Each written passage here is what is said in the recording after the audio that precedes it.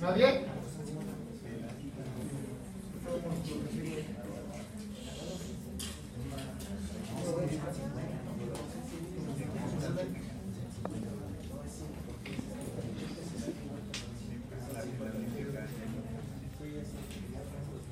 Bien, vamos a hablar sobre marcapasos.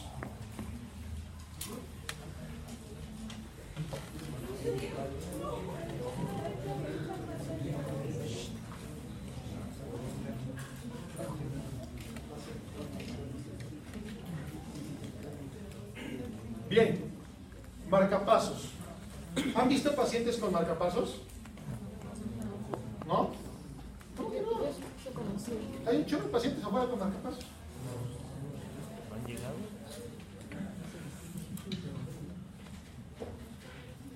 Bien.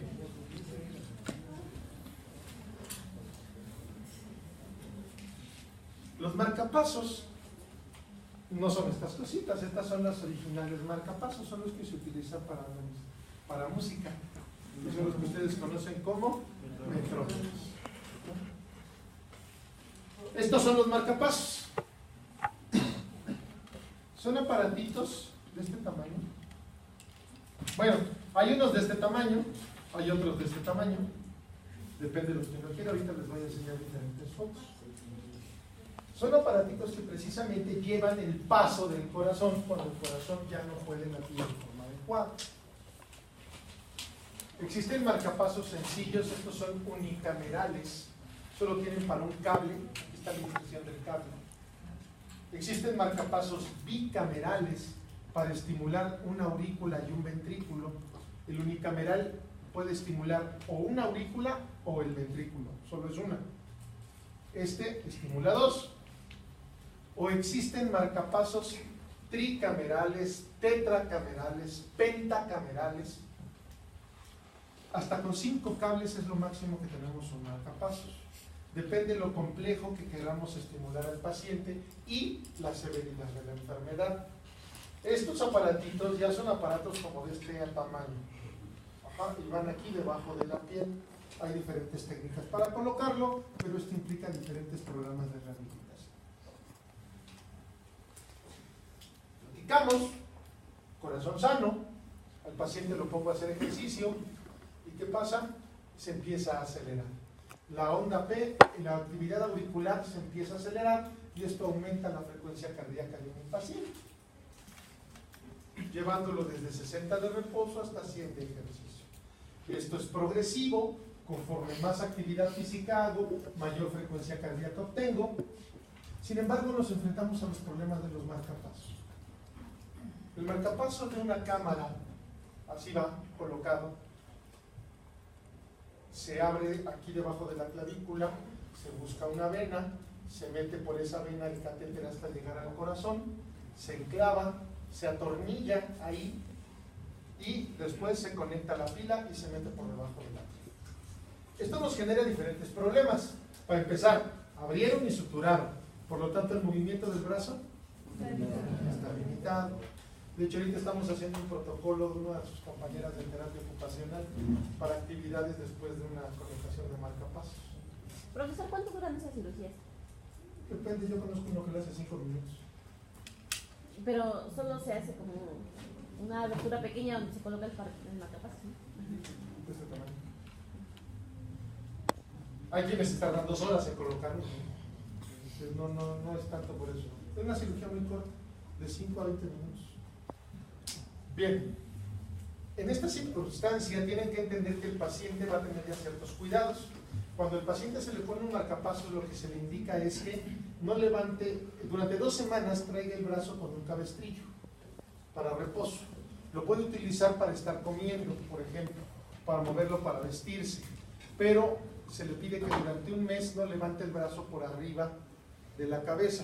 Esto es para que no traccione el marcapasos y no se mueva y la cicatriz quede bien hecha para que no se exteriorice el marcapasos.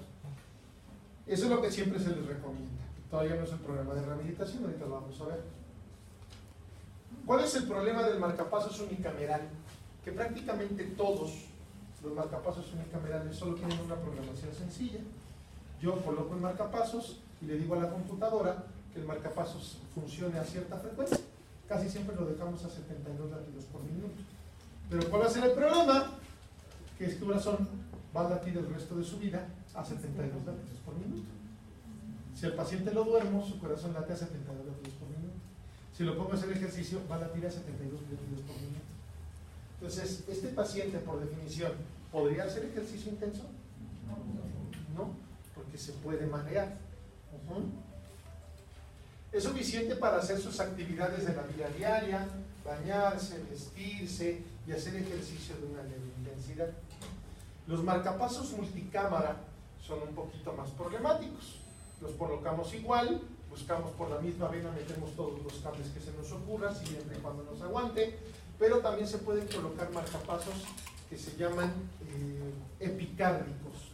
Este marcapasos que yo les enseñé es un marcapasos endocárdico. Por la vena llegamos al corazón y ahí se coloca en el endocárdico. El epicárdico, abrimos el pecho del paciente, buscamos al epicardio, se colocan ahí los electrodos, se coloca el marcapasos generalmente aquí abajo y ya se regresa al paciente. Estos se colocan en las cirugías del corazón abierto, los marcapasos epicárdicos. Tenemos otro problemita porque pues ya aquí pues ya son otro tipo de heridas, es otro tipo de movilidad las que se ven limitadas. Podemos meter 2 o 3 cámaras, casi siempre son 2, va uno a la aurícula derecha y otro al ventrículo derecho. Los tricamerales, que son los que relativamente más frecuente pueden llegar a ver también, va con otro electrodo que va a través del drenaje venoso del corazón, esto se llama seno coronario, hasta estimular el ventrículo izquierdo. Y ven así el electro. Aquí se alcanza a ver una espiguita, una espiga que activa la aurícula. Aquí no se ve la activación del ventrículo como en el anterior, porque estos marcapasos son muy inteligentes. Tienen un electrodo en la aurícula que estimula la aurícula. Y el electrodo del ventrículo se espera cierto tiempo. Si el estímulo de la aurícula por las vías naturales llega al ventrículo, este electrodo ya no descarga el ventrículo para ahorrar pila.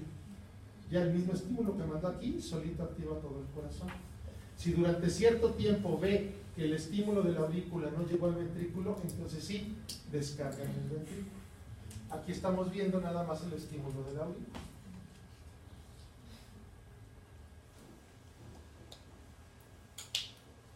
Los marcapasos tienen una programación en código. Son 5 letras. Las que me preocupa que se aprendan son las primeras 4.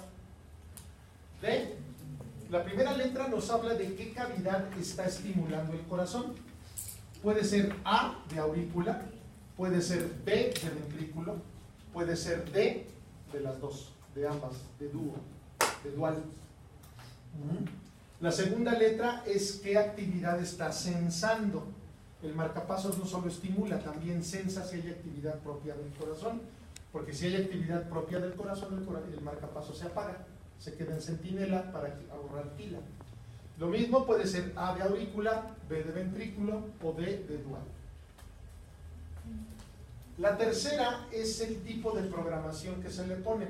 Puede ser estimulada, puede ser inhibida o puede ser D de dual, también de las dos, tanto estimulada o inhibida. En esa no se preocupen, no se metan en rollos, es cosa más de cardiólogos para ustedes. Lo que sí me interesa es la cuarta letra. La cuarta letra puede incluir una letra que es la R. La letra R indica que el marcapasos es a veces más inteligente que la persona que lo puso.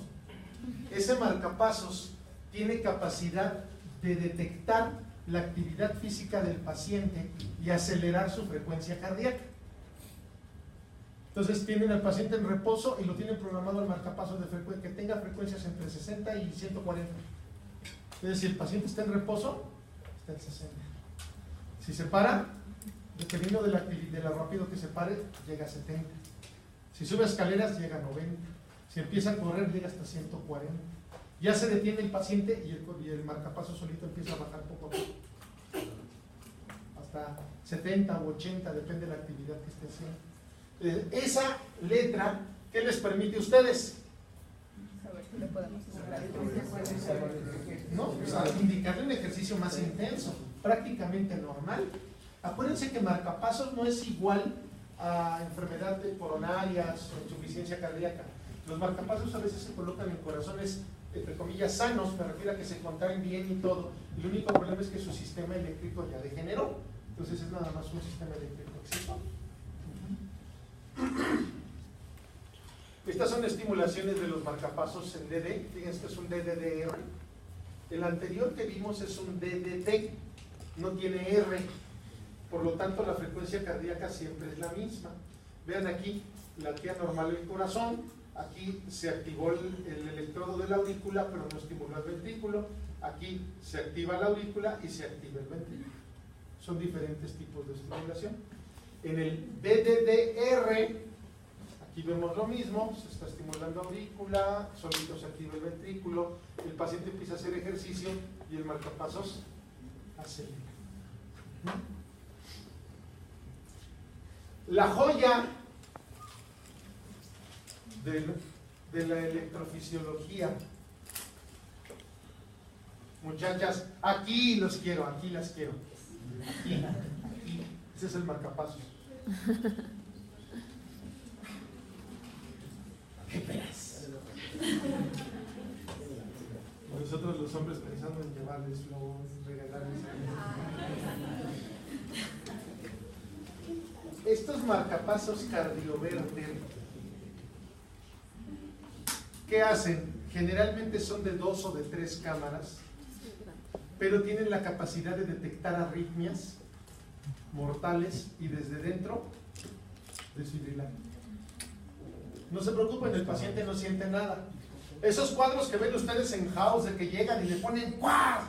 Y salen chispas, el paciente vomita verde, se apagan las luces, brinca el cuerpo, todo eso sucede cuando desfibrilamos por fuera, porque para que la electricidad atraviese el tórax, pulmón, piel, hueso, todo, y llegue al corazón se requieren grandes cargas. Pero aquí el electrodo está conectado directamente al endocardio del corazón. La carga es muy chiquita y el corazón no duele, no siente nada el paciente. Estos cardioverter tienen, bueno, ahí se los presento, este es de 2 cámaras. Tienen la peculiaridad de detectar estas arritmias. Este es un trazo. El paciente está latido normal, hace taquicardia ventricular, deriva en fibrilación ventricular y el cardioverter da la descarga y regresa el paciente a ritmo normal y le salvamos la vida. Se colocan a pacientes muy explícitos. Actualmente, paciente con un marcapasos cardioverter es igual a programa de rehabilitación cardíaca. ¿Por qué? Bueno, de hecho todos deberían de ir, pero estos más explícitamente. ¿Por qué los cardioverter?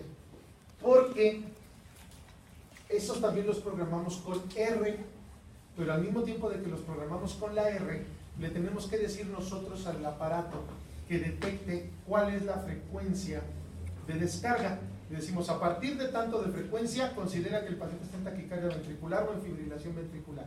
Y cuando el paciente llega a esa frecuencia cardíaca, da una descarga. ¿Cuál sería la conclusión lógica para ustedes? ¿Qué tienen que vigilar? La frecuencia cardíaca. Que el paciente durante el ejercicio no llegue a esa frecuencia. Si yo les digo, su frecuencia cardíaca de descarga es 150 latidos por minuto, 150 se convierte en automático en su 100%. Y tienen que asegurarse que el paciente trabaje de un 60 a un 70. Y a él tienen que ser muy explícitos, enseñarle a monitorear su frecuencia. Y tienen que asegurarse de que el paciente conozca qué ejercicio hacer, porque no debe de rebasar eso. Porque si llega a 150, da una desfibrilada. No le va a pasar nada. Bueno, a lo mejor sí, porque estimulan en un momento que no deben. Pero el problema es de que se va a gastar la pila del aparato. Y esas pilas de un marcapasos promedio duran 10 años. Y en los 10 años se abre, se cambia el generador y ya, se acabó. Pero los cardioverter duran dependiendo de la cantidad de descargas que den. Por eso hay que tenerlos cuidado. ¿Cómo y cuándo indicar ejercicios? En un marcapasos DBI, pues ya dijimos, consideren que la frecuencia cardíaca nunca va a cambiar. Por lo tanto, estos pacientes tenemos que asegurarnos que hagan sus actividades diarias. Entonces, siempre hacerle la prueba de esfuerzo. ¿Y qué tendrían que ver en la prueba de esfuerzo? Si saben que la frecuencia nunca va a cambiar, ¿qué van a ver en la prueba de esfuerzo? ¿Qué les interesaría? Tienen un paciente que ya sabe que su frecuencia cardíaca siempre va a ser la misma. El consumo, los METs. Sí, los METs, pero ¿qué? Algo más.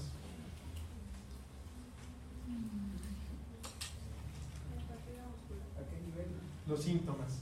¿A qué capacidad física el paciente ya tiene síntomas? ¿Sabe qué? Ya me cansé. Empezó con disnea, empezó con fatiga. En ese momento detenemos la prueba. Mucha gente le dice, es que no le pueden hacer pruebas porque los marcapasos no nos permiten ver si hay isquemia. Sí, estoy de acuerdo. La prueba de esfuerzo no va a ser para ver si hay isquemia. Lo que yo le quiero hacer es una prueba limitada por síntomas. ¿En qué momento tiene síntomas? Para yo saber en qué momento le voy a la intensidad máxima que puedo utilizar para indicarle un programa de ejercicio.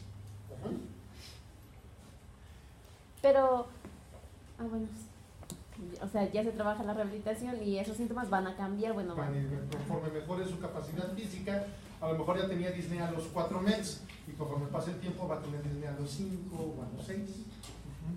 La otra forma es mediante el compendio, pueden preguntarle qué actividades físicas realizan para saber una idea de cuántas METs tolera. Es que camino 5 cuadras y me falta el aire. A mí, 5 cuadras, ¿cuántos METs son? Y esa es mi capacidad. Esa es la otra manera que pueden hacer si no tienen una prueba de esfuerzo. El otro método es la escala de Borg, ya lo platicamos, la presencia de síntomas. Y hasta ahí, ¿dudas? Marcapasos BBI. Son los que estimulan ventrículo, sensan ventrículo, están inhibidos. Tienen la misma frecuencia toda la vida. Son los que más van a ver, son los marcapasos más frecuentes que colocamos. Cuando el paciente se egresa, se le entregan una hojita y ahí viene obviamente la fecha, qué tipo de marcapasos, y eso es importante.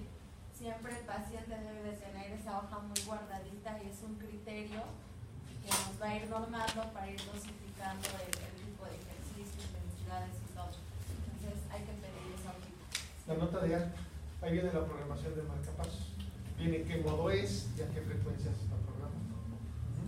No la tarjetita, es una hoja, como tal, la hoja real, siempre se les entrega. Los marcapasos con modulación de frecuencia cardíaca. Para eso ustedes deben de tener muy presente que les va a permitir que el paciente haga ejercicio muy intenso. Este era nuestro video de rehabilitación casi cuando empezábamos. Casi. En estos pacientes el sistema parasimpático prácticamente ya está inhibido. No va a haber una respuesta adecuada ya de la frecuencia cardíaca como ustedes la han visto. ¿Qué es lo que sucede con estos pacientes?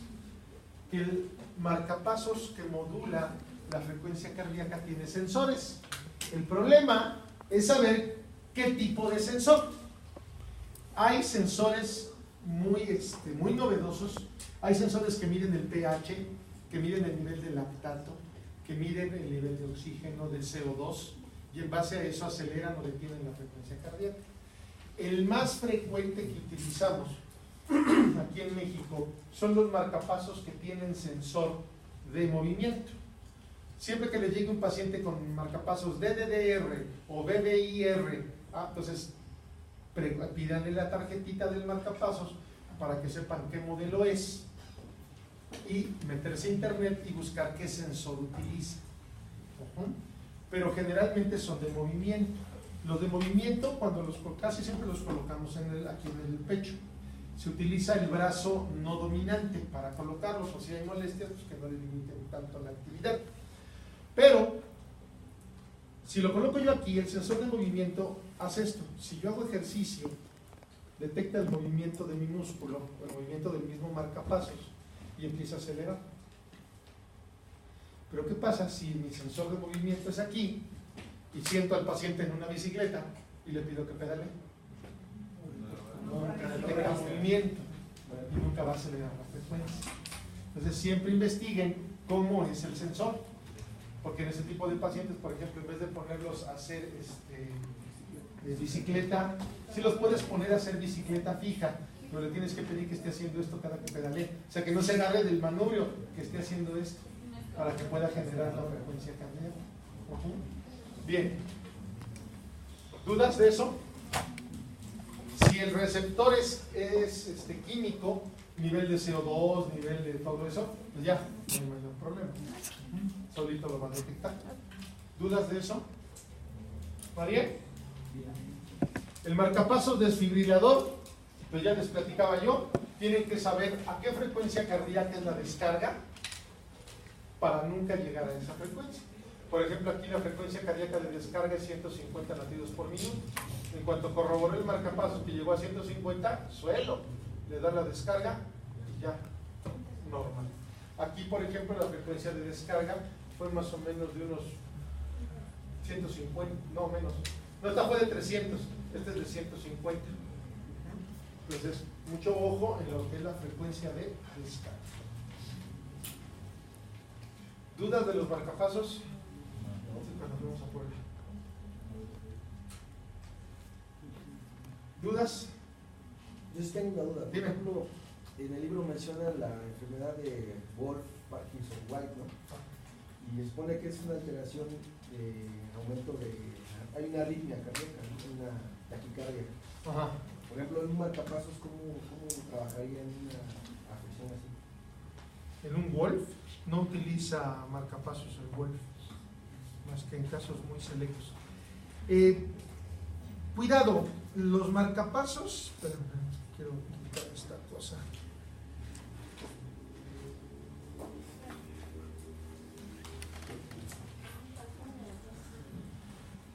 Los marcapasos son para cuando el corazón no puede latir a frecuencias normales o cuando el paciente desencadena arritmias, taquicardias tan severas. Hay una enfermedad que se llama enfermedad del nodo sinusal. En esa enfermedad, el nodo sinusal no funciona literalmente. De repente hace bradicardias. Hay otra presentación en que en vez de bradicardias hace puras taquicardias. Hay otra donde hace fibrilación auricular. Hay otra donde late normalmente y de repente se queda quietecito y de repente otra vez late. Son pausas sinusales o paros sinusales. Hay otra enfermedad que se llama síndrome taquibradi, taquicardia bradicardia. El paciente está latiendo normal, de repente empieza y de repente. Entonces, en ese caso específico, taquicardia bradicardia, yo le tengo que dar medicamentos al paciente para que su corazón no lata rápido. Pero cuando el corazón lata muy lento, esos medicamentos lo van a desmayar. Entonces lo que hacemos es colocarle un marcapasos profiláctico y además darle tratamiento para evitar taquicardia. Ahí sí podría entrar en función. Pero en el Wolff Parkinson White, ¿han visto algunos de ustedes un síndrome de Wolff Parkinson White?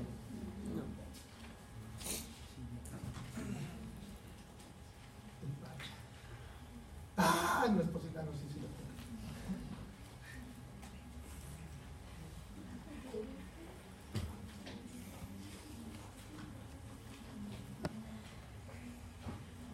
¿Dónde está?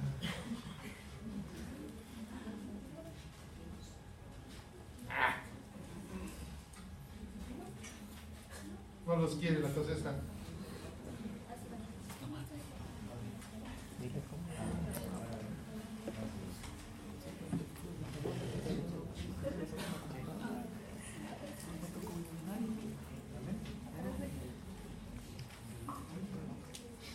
Ahí está. Síndrome de Wolff Parkinson White. Es una malformación del sistema eléctrico del corazón. ¿Ustedes se acuerdan cuando vimos, les puse las diapositivas del sistema eléctrico? Se activa el nodo sinusal, contrae las aurículas, toda la electricidad se concentra en el nodo aurículo-ventricular y de ahí activan los ventrículos. Todos tenemos un nodo aurículo-ventricular, pero hay gente que nace con 2, 3, 4, 5, 6, 7, 20 vías accesorias, otros cablecitos extra además del nodo aurículo-ventricular, y esto hace que la electricidad conduzca más rápido en esa zona. Eso es lo que produce un Wolff Parkinson White. Es un síndrome electrocardiográfico donde vemos un PR muy corto y vemos esta onda que se ve aquí como una pancita en el QRS. Esa se llama onda delta. El problema del síndrome de Wolff-Parkinson-White es que es una contraindicación absoluta para ejercicio intenso. Porque esto puede producir taquicardias severas. Y cuando digo severas, digo severas. Nada de que, ay, están 150 latidos. No, estos llegan en 300, 600 de frecuencia cardíaca.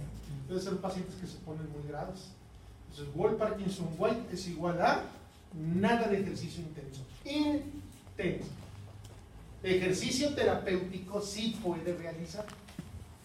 Este paciente podría hacer bicicleta, sí, pero a dosis muy bajas. Podría hacer caminadora también, pero a dosis muy bajas. Caminata recreativa, un poquitito de caminata rápida, pero se acabó, pero bien dosificado. Anteriormente, esto es lo que yo decía, algunos decían que esto era una contraindicación absoluta para rehabilitación cardíaca, y yo les digo que no, es una contraindicación relativa. Porque este paciente se va a ir a su casa a bañarse, a vestirse, a portarse mal con la pareja. Entonces, tenemos que enseñarle, no a portarse mal, pero sí tenemos que enseñarle cómo monitorear su frecuencia. Les insisto en el libro que les platiqué de terapia física para... patología para terapia física, porque se trata de que lean las enfermedades y sepan de qué va a tratar cada una.